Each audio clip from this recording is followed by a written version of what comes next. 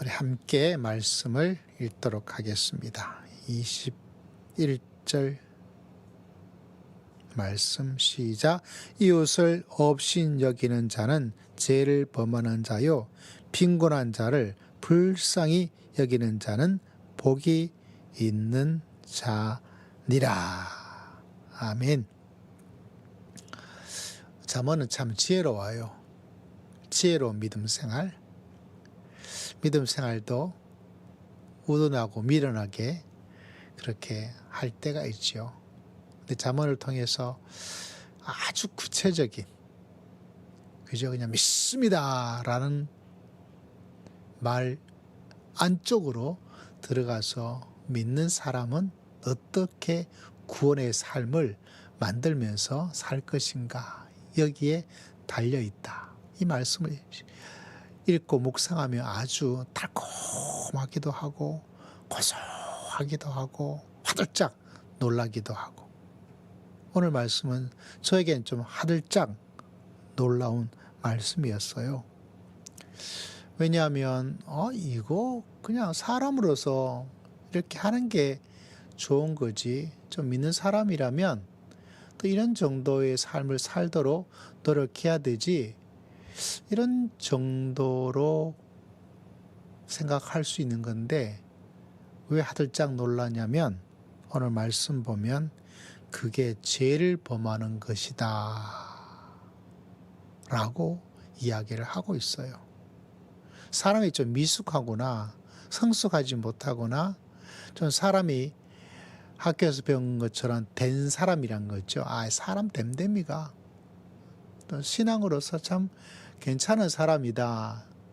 그런데 이거하고 죄를 범했다라는 건 생각을 못 했는데, 오늘 말씀을 읽다 보니까, 연구하다 보니까, 묵상하고 큐티하다 보니까 26절에 죄를 범하는 자이다. 믿음 생활하면서 나 죄를 범할 거야, 이런 나쁜 놈이 어디 있겠어요. 그렇게 교회 생활하는 사람은 아무도 없을 것입니다. 그죠? 신앙생활 하는 사람, 신앙생활이 아니더라도 일반적인 정상적인 사람이라면 바르게 살아야지. 그리고 좋게 살아야지. 좋은 일을 하면서 살아야지. 악당들은 내가 이런 거지만 대부분 우리나라 사람들은 그렇지 않습니다. 우리나라가 이 줄을 잘 서잖아요. 버스 기다릴 때도 줄을 잘 서고, 또 우리보다 조금 문화적으로 조금 낙후된 곳은 좀 어렵죠. 우리도 옛날에 그럴 때 있지 않습니까? 버스 오면 오르락 달긋해가지고 버스 승차원들 있던 그런 시절이 있었죠. 점점 좋아지게 되어서 질서가 많이 잡히고, 요새는 우리나라처럼 이렇게 데모를 하고 좀 시끌벅적한 것도 있지만 그래도 노래도 나오고, 가게들이 약탈하는 것 대신에 가게 커피 주문해놨으니까 원하시는 분 드세요 하기도 하고, 김밥을 내주는 사람도 있고, 함께 흥겨운 축제가 되어지는 그런 나라는 거의 없습니다. 여러분, 거의 없어요. 여러분도 잘 아시잖아요. 그만큼 되었는데, 근데 오늘 말씀을 읽다가 정말 화들짝, 여러분 놀랍지 않습니까? 이걸 죄라고?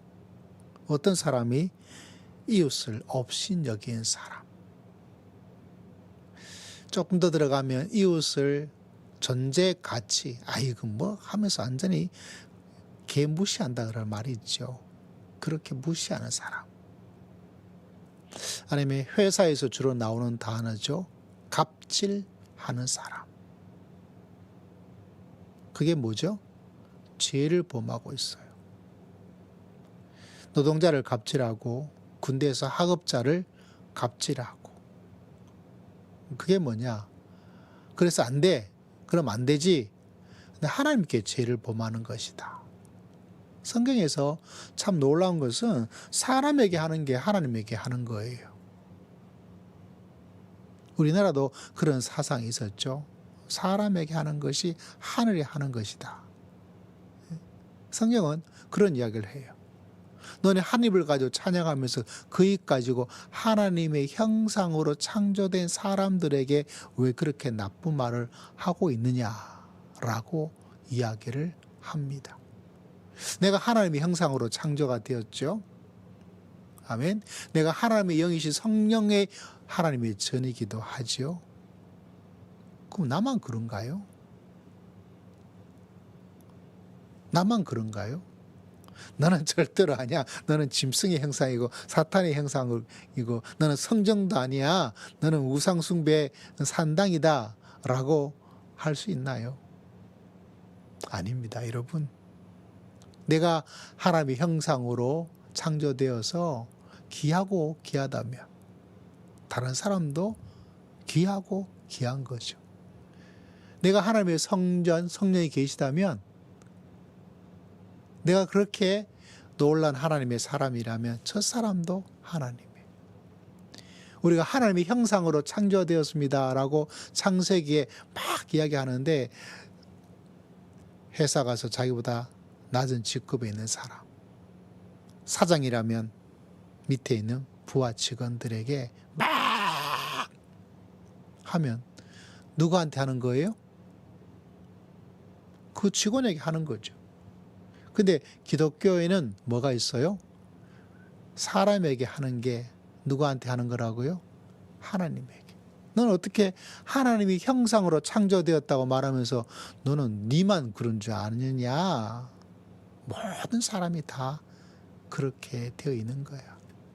저 공산당이라 할지라도 나와 다른 모습을 가지고 있는 사람이라 할지라도 그 사람이 경상도에 사는 사람은 하나님의 형상이고 호남에 사는 사람은 뭐 사탄의 형상인가요? 다 똑같은 하나님의 형상으로 창조가 되어 있는 사람이에요. 이 차별이 없는 거죠. 근데 더 깊은 것은 뭐냐면 하나님의 형상으로 하나님 형상으로 되었기 때문에 사람에게 하는 것 더하기 뭐죠? 하나님에게 하는 것이다 라는 아주 놀라운, 여러분 고대 우리나라 지금보다 더 차별했던 올라가는 고대 시대에는 제사를 지내는 제사장들, 왕들만, 특별히 왕들이 신의 형상이고 신의 족보를 가지고 있는 사람이에요. 그런데 성경은 이 땅에는 모든 사람들이, 저 노예조차 누가 한 거예요? 하나님의 형상이다. 그럼 짐승은 어떠냐?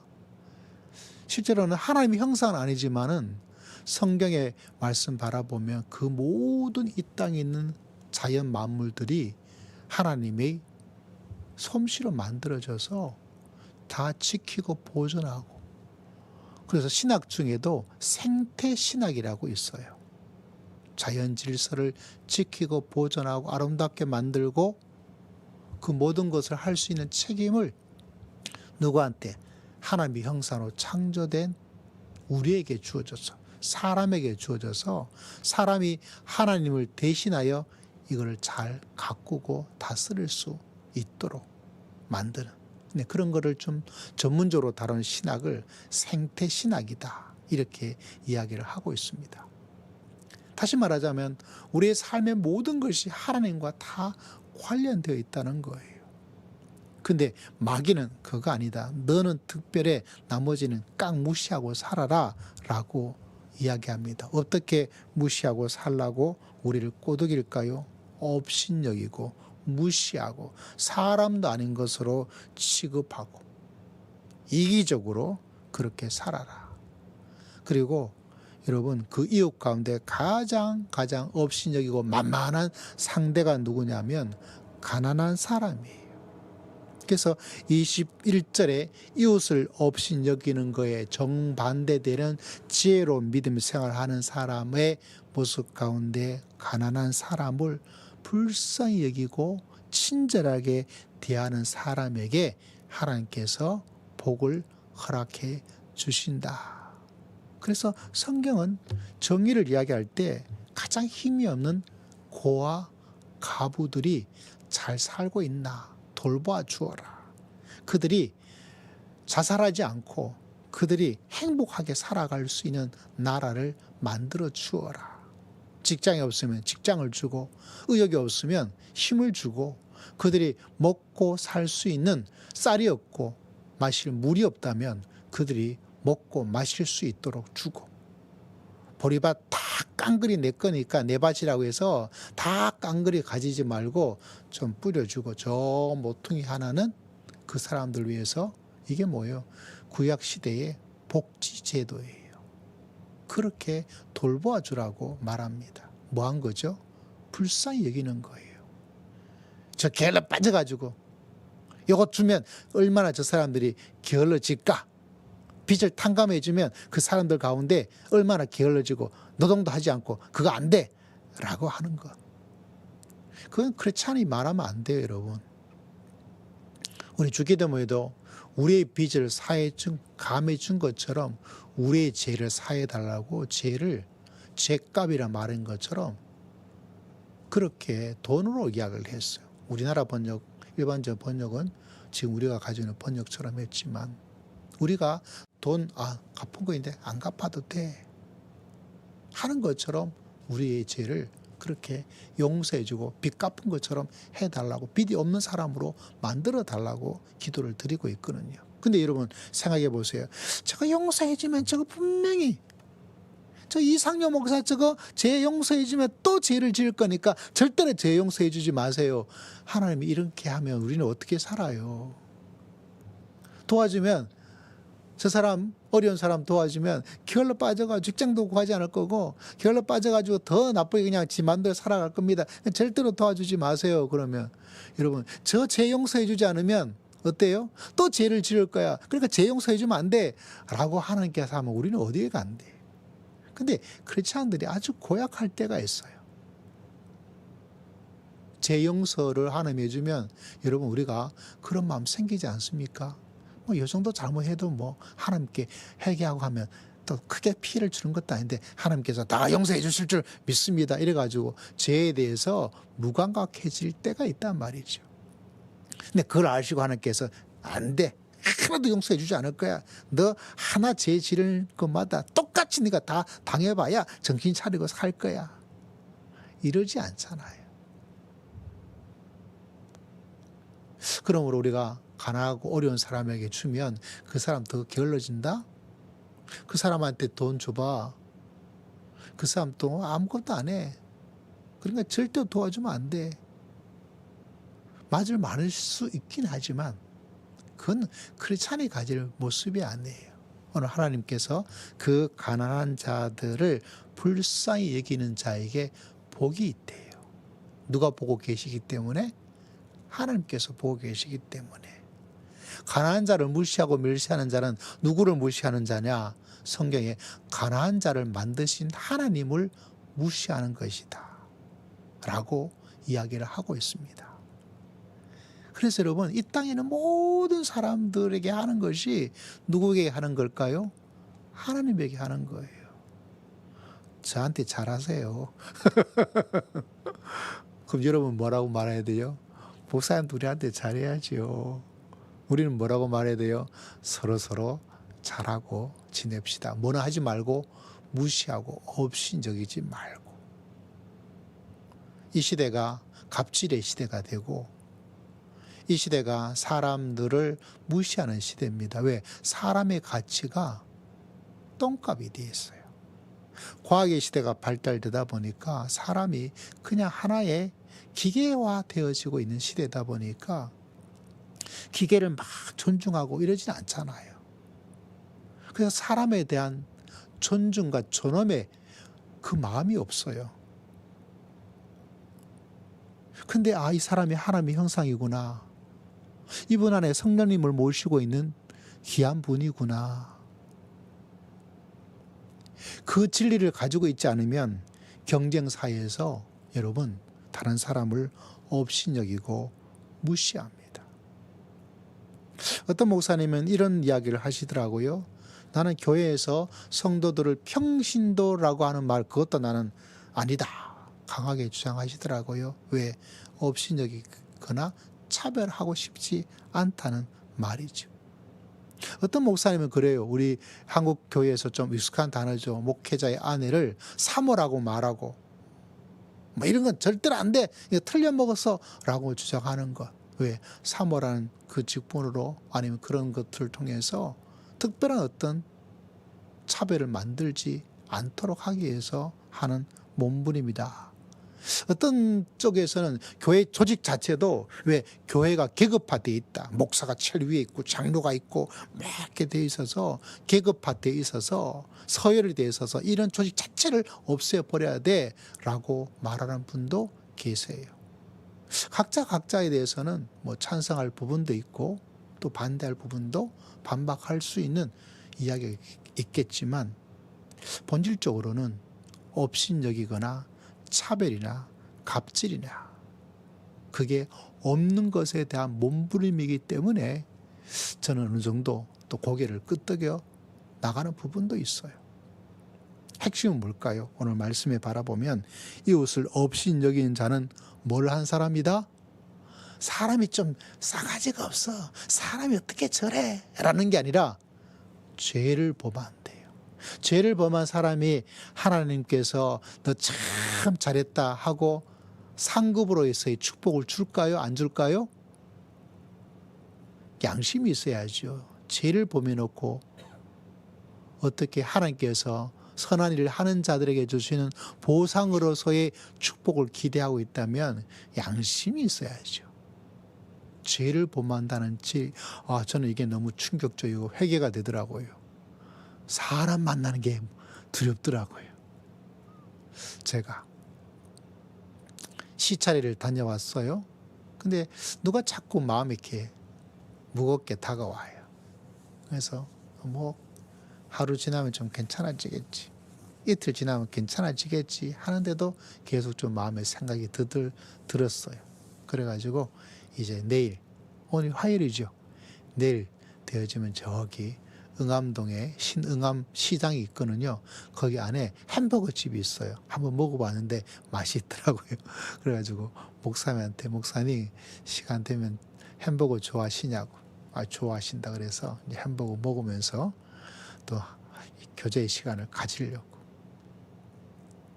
사람에게 여러분 잘해주는 게 복을 만드는 거예요. 십자가가 하늘 향해서도 그 다음에 가로로도 있잖아요. 그래서 십자가는 하나님을 향해서, 십자가는 이웃을 향해서. 실제로는 이게 같은 거예요. 왜? 사람에게 하는 게 누구한테 하는 거라고요?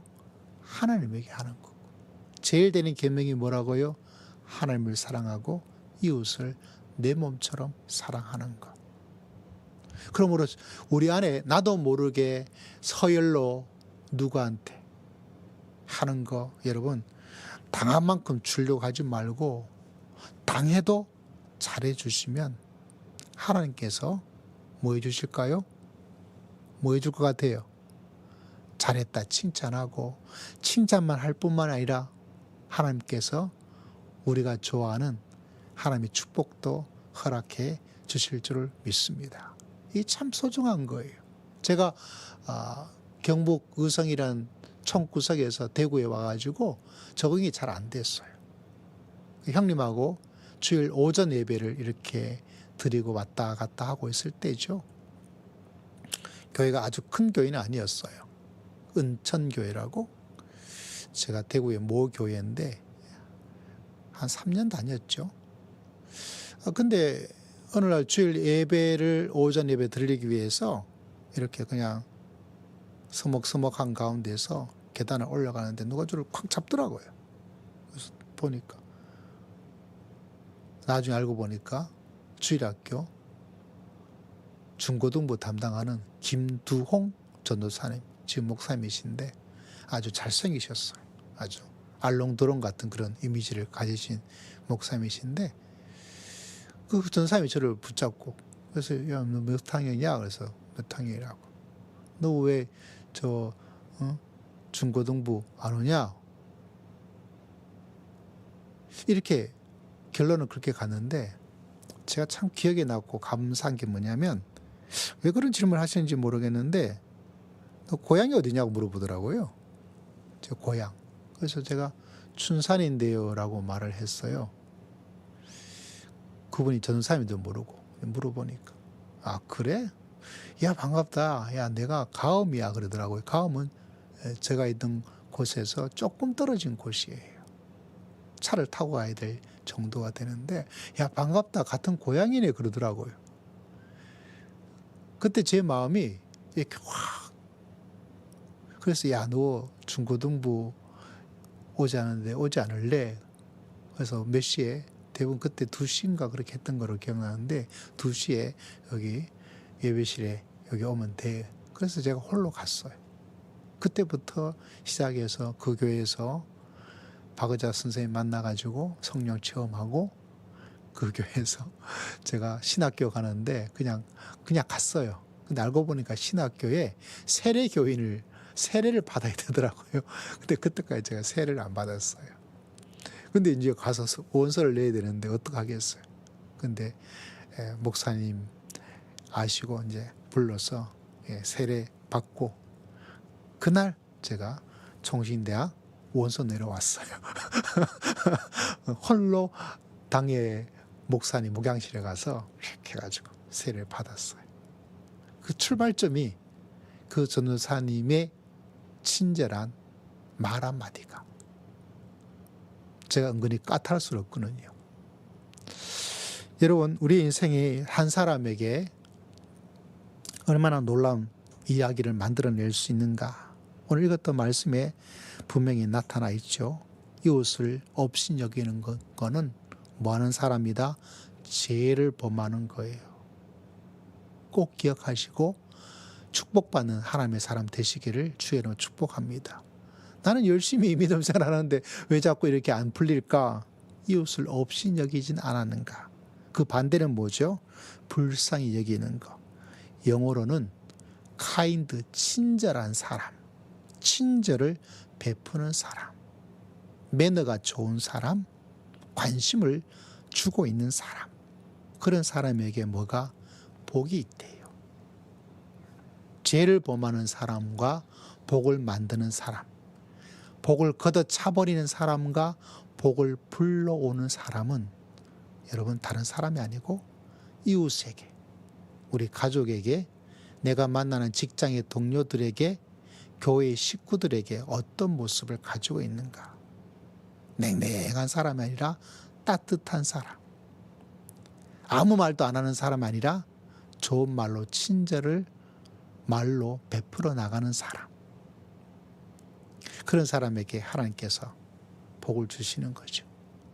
저는 우리 성도님들이 복을 만들어 나가는